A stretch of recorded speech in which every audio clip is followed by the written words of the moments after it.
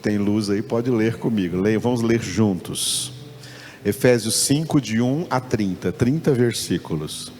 Sede, pois, imitadores de Deus, como filhos amados, e andai em amor, como também Cristo nos amou, e se entregou a si mesmo por nós, como oferta e sacrifício a Deus, em aroma suave. Mas a impudicícia e toda sorte de impurezas ou cobiça, nem sequer se nomeie entre vós, como convém a santos. Nem conversação torpe, nem palavras vãs ou chocarrices, coisas essas inconvenientes. Antes, pelo contrário, ações de graças. Sabei, pois, isto: nenhum incontinente, ou impuro, ou avarento, que é idólatra, tem herança no reino de Cristo e de Deus.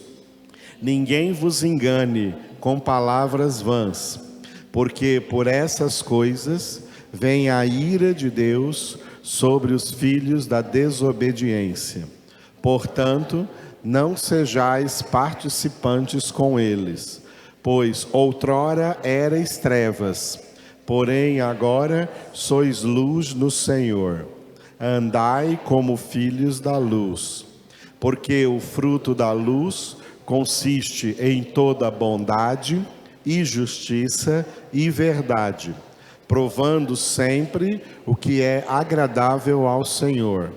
E não sejais cúmplices nas obras infrutíferas das trevas. Antes, porém, reprovai-as, porque o que eles fazem em oculto, o só referir é vergonha. Mas todas as coisas, quando reprovadas pela luz, se tornam manifestas, porque tudo que se manifesta é luz. Pelo que diz: desperta, ó tu que dormes, levanta-te de entre os mortos, e Cristo te iluminará. Portanto, vede prudentemente como andais, não como nécios, e sim como sábios, remindo o tempo, porque os dias são maus. Por esta razão, não vos torneis insensatos, mas procurai compreender qual a vontade do Senhor. E não vos embriagueis com vinho, no qual há dissolução, mas enchei-vos do Espírito, falando entre vós com salmos, entoando e louvando de coração ao Senhor, com hinos e cânticos espirituais, dando sempre graças por tudo a nosso Deus e Pai, em nome de nosso Senhor Jesus Cristo, sujeitando-vos uns aos outros no temor de Cristo. As mulheres sejam submissas ao seu próprio marido, como ao Senhor, porque o marido é o cabeça da mulher, como também Cristo é o cabeça da igreja, sendo este mesmo o Salvador do corpo. Como, porém, a igreja está sujeita a Cristo, assim também as mulheres sejam em tudo submissas ao seu marido. Maridos, amai vossa mulher, como também Cristo amou a igreja e a si mesmo se entregou por ela, para que a santificasse, tendo-a purificado por meio da lavagem de água pela palavra, para apresentar a si mesmo igreja gloriosa, sem mácula, nem ruga, nem coisa semelhante, porém santa e sem defeito. Assim também os maridos devem amar a sua mulher como ao próprio corpo. Quem ama a esposa, a si mesmo se ama, porque ninguém jamais odiou a própria carne, antes a alimenta e dela cuida, como também Cristo o faz com a igreja, porque somos membros do seu corpo. Nessa data especial, vamos ler juntos a mensagem do nosso boletim nessa noite, cujo tema principal é, repita comigo, membros de Cristo. Glória a Deus. Vamos ver nesse texto que a igreja eleita, não são as igrejas, tá? Não são as igrejas denominacionais, não são as igrejas institucionais humanas, não são as igrejas com placas, não são as igrejas com prédios, tá? A igreja formada das pessoas eleitas, a igreja formada das pessoas que Deus escolheu antes da fundação do mundo em Cristo para serem santos e irrepreensíveis diante dele.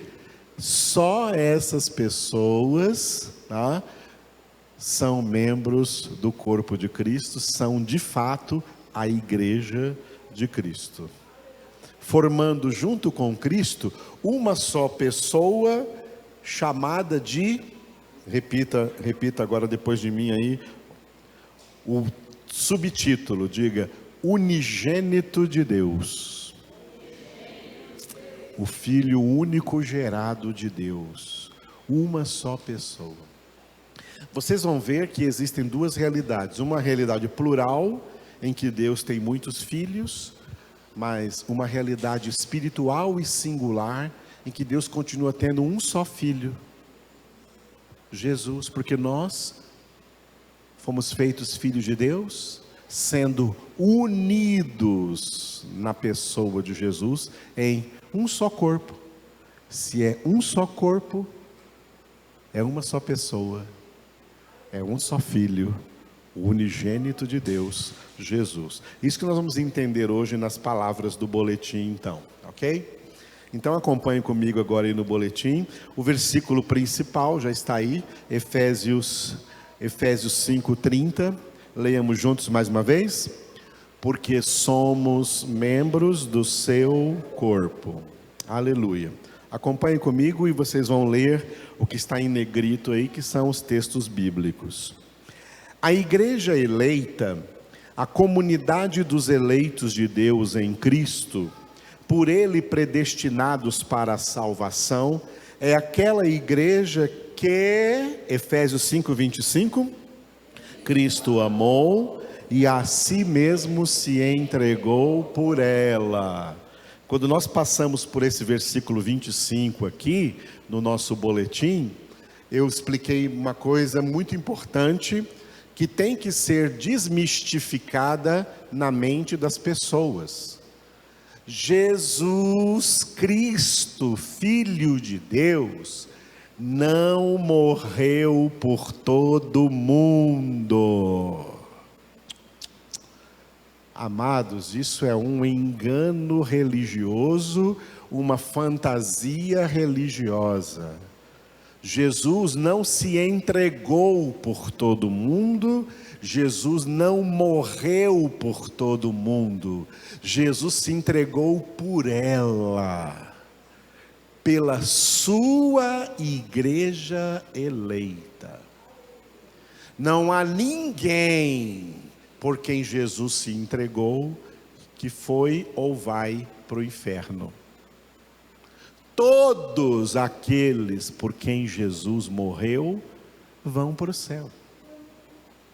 As pessoas que vão para o inferno são aquelas pelas quais Jesus não morreu por elas.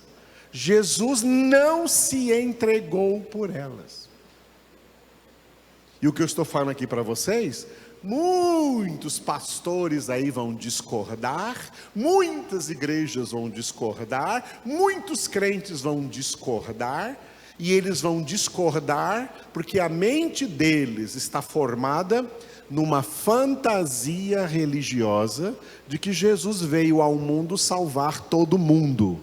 Ele não veio ao mundo salvar todo mundo.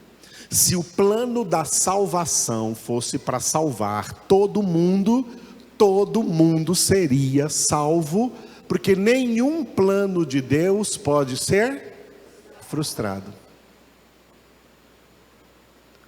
E o plano de Deus para a salvação daqueles que Ele escolheu para a salvação jamais será frustrado. Essas pessoas formam aquela que Jesus chamou de minha igreja, e que aqui em Efésios 5:25, foi por ela que Jesus se entregou, por mais ninguém. Desperta, acorda, entenda, em nome de Jesus. Filhos de Deus não seguiam por mentiras. Ilusão é mentira, fantasia é mentira, religiosidade é mentira. Filhos de Deus seguiam pela verdade. Jesus é a verdade. A palavra de Deus é a verdade. Jesus só se entregou por aqueles que vão morar no céu. Os que lá não estarão, Jesus não morreu por eles. Jesus não se entregou por eles. Quer entender isso melhor? Venha a todas as congregações que você vai entender, porque aqui tem palavra pura de Deus para você entender. Glória a Deus. Continuando, somente essa igreja eleita é composta dos membros do corpo de Cristo. Ninguém que vai para o inferno é membro do corpo de Cristo não, hein? Só quem é salvo em Cristo. Essas pessoas não são membros de nenhuma igreja, elas são a própria igreja eleita, membros do corpo de Cristo. Não são membros de uma denominação, são membros vivos do corpo vivo de Cristo. Este é um dos temas misteriosos ligados à doutrina bíblica da salvação em Cristo. O mistério da unidade pessoal entre Cristo e sua igreja eleita. Todo ser humano tem corpo e nesse corpo uma cabeça. A cabeça não é uma pessoa e o corpo outra pessoa, mas a cabeça, juntamente com o corpo, formam uma única pessoa. A Sagrada Escritura traz dois aspectos importantes em relação a Cristo: um aspecto singular e um aspecto plural. No aspecto singular, Jesus é o filho, é chamado de Filho unigênito do Pai. Unigênito significa único gerado, tá? Único gerado. O versículo famoso aí, João 3,16, traz essa expressão, leiamos juntos. Porque Deus amou ao mundo de tal maneira, que deu o seu Filho unigênito, para que todo o que nele crê, não pereça, mas tenha a vida eterna. Unigênito aparece também em João 1,14, leiamos juntos. E o Verbo se fez carne e habitou entre nós, cheio de graça e de verdade. E vimos a sua glória, glória como do unigênito do Pai. João 1,18, ninguém jamais viu a Deus, o Deus unigênito que está no seio do Pai, é quem o revelou. Olha, nos outros versículos, Jesus é chamado de Filho unigênito. Mas olha que nesse versículo 18 aí que nós lemos, ele é chamado de Deus unigênito. Vamos ler agora como é que está escrito em João 3,18, juntos. Quem nele crê, não é julgado. O que não crê, já está julgado, porquanto não crê no nome do unigênito Filho de Deus. E agora em 1 João capítulo 4, versículo 9. Nisto se manifestou o amor de Deus em nós, em haver Deus enviado o seu Filho unigênito ao mundo para vivermos por meio dele. Glória a Deus. Olha, Jesus foi enviado ao mundo, mas não para salvar todo mundo, para salvar aqueles que Deus escolheu antes da fundação do mundo. Esses são, então, o seu povo, a sua igreja, os membros do seu corpo. Esses textos que nós lemos agora, todos eles chamam Jesus de, repita, unigênito. Muito bem. Agora, Jesus é o Filho unigênito do Pai, único gerado pelo Pai, não criado, da mesma essência divina do Pai. Jesus é um só Deus, com o Pai e o Espírito Santo. Neste sentido, o termo unigênito se refere exclusivamente à eterna natureza divina de Jesus. Daí o seu título de, repita, Filho de Deus. Porque Jesus é chamado Filho de Deus, porque ele é o único gerado por Deus em natureza divina. Gerado sem concepção. Gerado não significa que Jesus teve uma origem. Não, Jesus é eterno, eternamente gerado no seio do Pai. Isso é um grande mistério para nós, que o apóstolo João escreve no Evangelho. Continuando agora. No aspecto plural, Jesus é chamado de Filho primogênito. Unigênito no aspecto singular, primogênito no aspecto plural. Romanos 8, 29. Porquanto aos que de antemão conheceu, também os predestinou para serem conformes à imagem de seu Filho, a fim de que ele seja o primogênito entre muitos irmãos. Então, mediante a obra da salvação, muitos pecadores são salvos e feitos filhos de Deus e, portanto, irmãos de Jesus. Então, nessa comunidade de irmãos e irmãs salvos em Cristo Jesus, Jesus passa a ser diga, primogênito. Muito bem. Jesus é denominado Filho primogênito de Deus mediante a obra da salvação, para a qual Jesus, que já possuía desde toda a eternidade a natureza divina, recebeu também a natureza humana, tornando-se assim, entre todos os eleitos para a salvação, o primogênito Filho de Deus, entre muitos irmãos eleitos, aos quais foi concedido o direito de serem feitos filhos de Deus, mediante a obra da salvação, conforme está escrito em João, capítulo 1, versículos 12 e 13. Mas a quantos o receberam, deu-lhes o direito de serem feitos filhos de Deus. Estes não nasceram do sangue, nem da vontade da carne, nem da vontade do homem. Estes nasceram de Deus. O título de filho primogênito de Deus é o título mediante o qual ele também é chamado, diga, filho do homem. Filho de Deus pela sua natureza divina, filho do homem pela sua natureza humana, representando então, filho do homem, a sua natureza humana. Além de considerar o aspecto da salvação, a Bíblia Sagrada se refere a Jesus como primogênito no sentido da criação e de todas as almas humanas. Vamos ver esses versículos? Colossenses 1,15.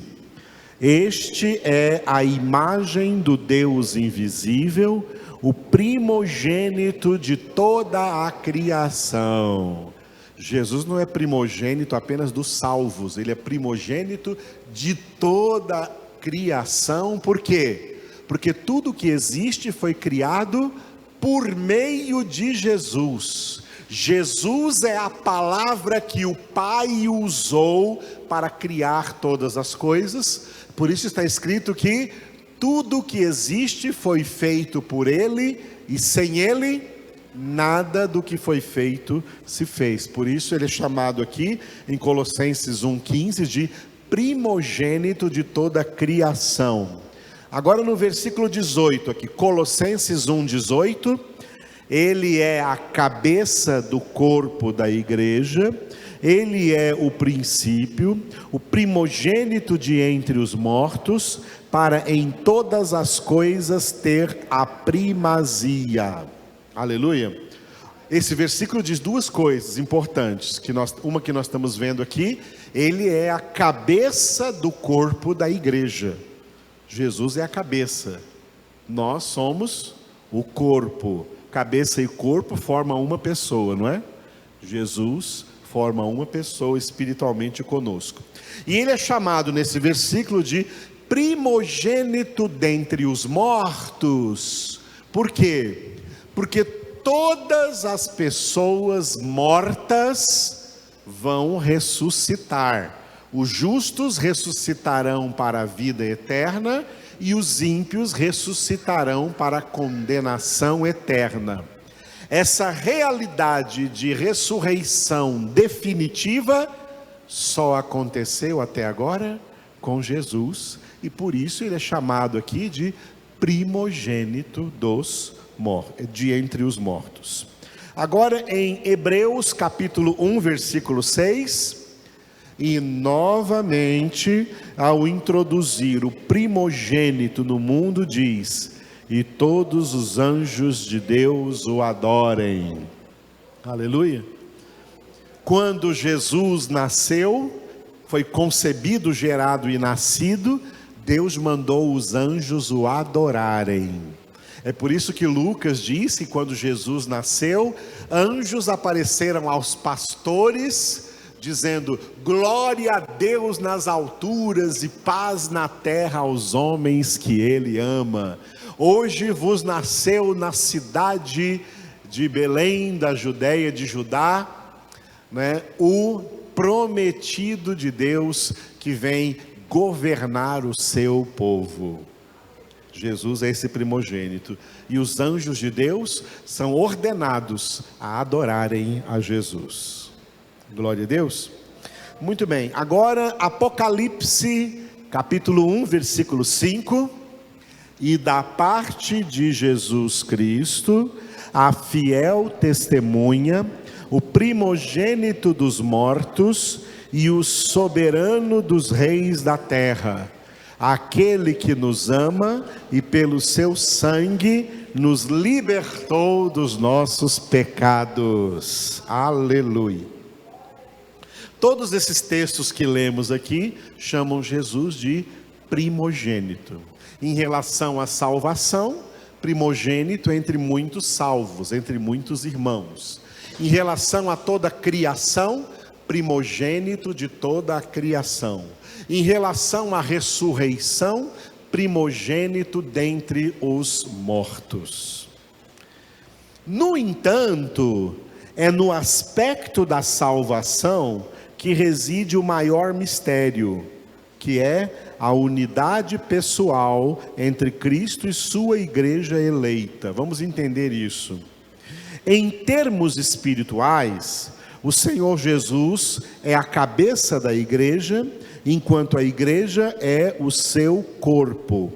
Essa analogia é perfeita no sentido de expor a realidade de que o corpo não manda em si mesmo.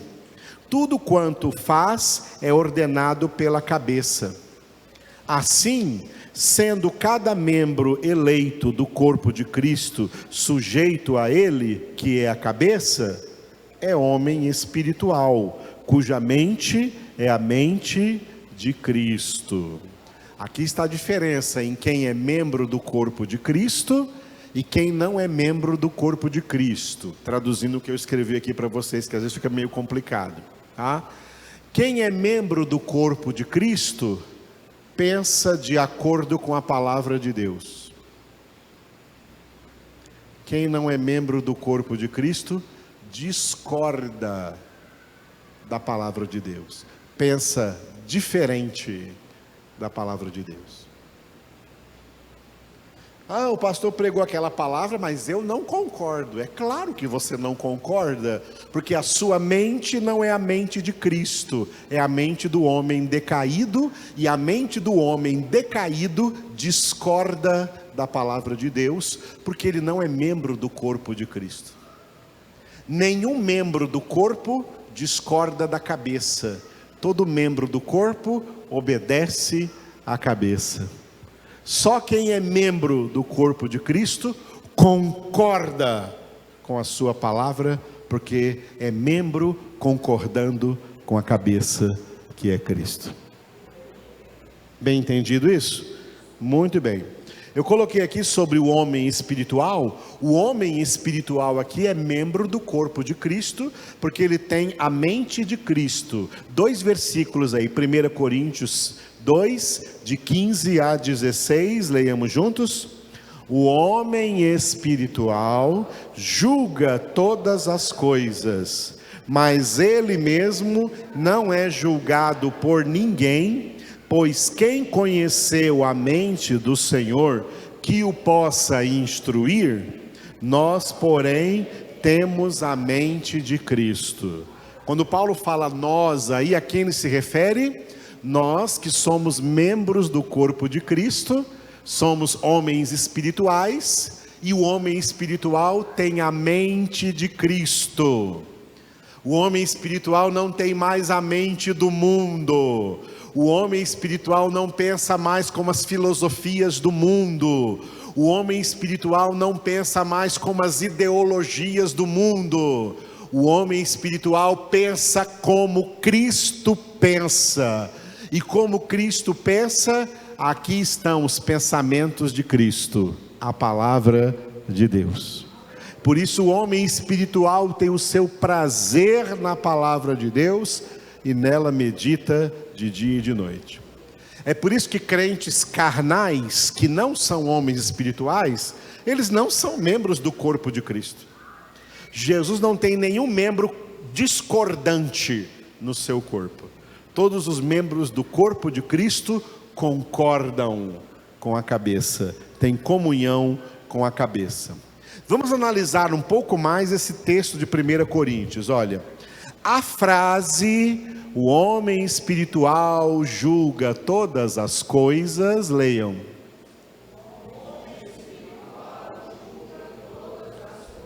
Essa frase significa que o homem espiritual possui a luz da palavra de Deus, que é Cristo, o correto discernimento de todas as coisas. O homem espiritual possui maturidade espiritual para esse discernimento, como está escrito em Hebreus 5,14. O alimento sólido é para os adultos, para aqueles que pela prática têm as suas faculdades exercitadas para discernir não somente o bem, mas também o mal. Assim, todo verdadeiro membro eleito do corpo de Cristo, essa frase reporta ao estado espiritual da salvação, no qual foram colocados todos os eleitos de Deus, estado no qual eles não mais entram em juízo, conforme o próprio Jesus disse em João 5:24. Em verdade vos digo, quem ouve a minha palavra e crê naquele que me enviou, tem a vida eterna, não entra em juízo, mas passou da morte para a vida. Aleluia. De manhã eu falei sobre palavra cantada, né? Essa palavra aqui é cantada, ela é assim, ó. em verdade vos digo, quem ouve a minha palavra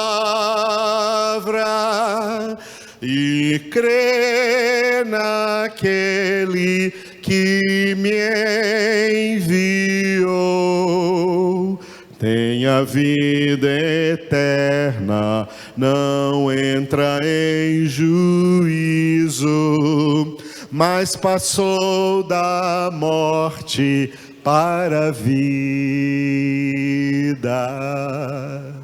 Aleluia.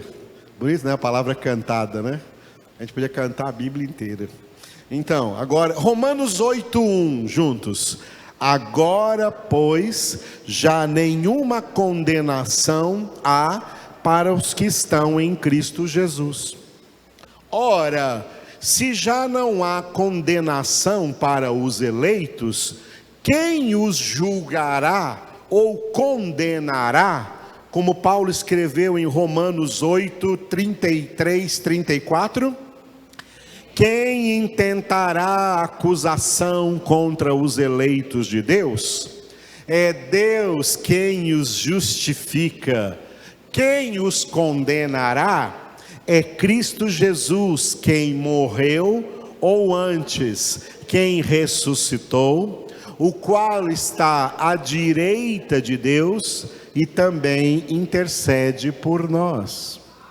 Portanto, uma vez que o próprio Deus tirou os seus eleitos do alvo do juízo de condenação, não existe mais ninguém competente para julgá-los. Por isso, o homem espiritual não é julgado por ninguém. E quem quer que se atreva a querer julgá-lo, impetrará falso julgamento, que é semelhante à maldição sem causa de Provérbios 26:2. Como o pássaro que foge, como a andorinha no seu voo, assim a maldição sem causa não se cumpre. Por isso o homem espiritual não é julgado por ninguém, porque nem Deus vai julgá-lo mais. Deus o tirou do julgamento. E qualquer pessoa que queira julgar, esse julgamento não vale nada. Aleluia! É maldição sem causa e é julgamento sem causa. Muito bem.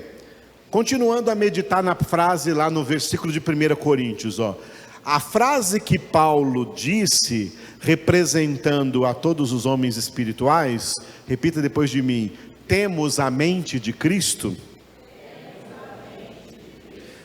Representa o maior elemento da santificação, sem a qual ninguém verá o Senhor, que é a formação da mente de Cristo no eleito, que é mediante a renovação da mente, conforme está escrito em Romanos 12:2. E não vos conformeis com este século, mas sede transformados pela renovação da vossa mente, para que experimenteis qual seja a boa, agradável e perfeita vontade de Deus. Portanto, a frase temos a mente de Cristo, repita de novo. Essa frase não significa que cada eleito já tem a mente de Cristo completamente formada, mas que é característica da eleição, que cada eleito trabalha diária e diligentemente para atingir essa meta. Porque a renovação da mente não é instantânea, mas um processo vitalício sob o ministério do Espírito Santo, que Jesus descreveu em João 16:13. O Espírito da verdade vos guiará a toda a verdade. O Espírito Santo guia cada eleito na palavra de Deus, que é a sua espada. Efésios 6:17, A espada do Espírito, que é a palavra de Deus. O Espírito Santo maneja a sua espada para operar a santificação do eleito, como Jesus orou por nós em João 17:17. Santifica-os na verdade, a tua palavra é a verdade. A palavra de Deus opera santificação, por quê? Hebreus 4:12. Porque a palavra de Deus é viva e eficaz e mais cortante do que qualquer espada de 2 gumes, e penetra até ao ponto de dividir alma e espírito, juntas e medulas, e é apta para discernir os pensamentos e propósitos do coração. O Espírito Santo imprime a palavra de Deus na mente dos eleitos, transformando-os em cartas vivas de Cristo, 2 Coríntios 3:3, estando já manifestos como carta de Cristo, produzida pelo nosso ministério, escrita não com tinta, mas pelo Espírito do Deus vivente, não em tábuas de pedra, mas em tábuas de carne, isto é, nos corações. Assim, cada verdadeiro eleito é feito membro do corpo de Cristo, e cada membro é guiado pela mesma cabeça, Cristo, em conformidade com toda a palavra de Deus, que é Cristo. Portanto, é lógico afirmar que, se todos os eleitos de Deus são membros de um só corpo, o corpo de Cristo, então, na realidade, continua existindo apenas um único Filho unigênito de Deus, Cristo, já que cada eleito é membro do seu corpo, fazendo com ele e nele uma única pessoa. Repita depois de mim: o unigênito Filho de Deus. Que mistérios, hein? Leva o boletim para casa, leia de novo, assista de novo. Está gravado, né, Luciano? Assista de novo, tá? Ouça a palavra de Deus, entenda a palavra de Deus, porque quem entende a palavra de Deus prova que é eleito e jamais de Cristo se desvia, porque Jesus nunca perdeu nenhum membro do seu corpo. Jesus tem os 2 braços, Jesus tem as 2 pernas, Jesus tem todos os órgãos, e nenhum osso do seu corpo foi quebrado. O corpo de Cristo é perfeito, e isso é uma representação da santificação da sua igreja eleita, porque foi por ela que ele se entregou.